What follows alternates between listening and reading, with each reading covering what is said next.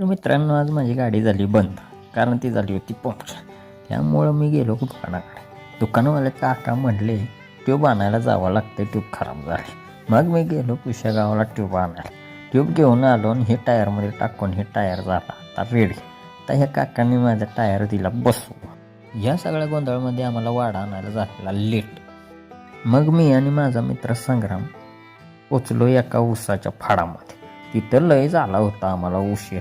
मग ऊसातल्या लहान पोरांना सांगितलं, आम्हाला वाडा गोळा करून द्या, आम्ही तुम्हाला काहीतरी देऊ. सगळ्यांना थोडं थोडं पैसे दिले. तसं त्यांच्या आयांच्या तोंडावर लय हसू.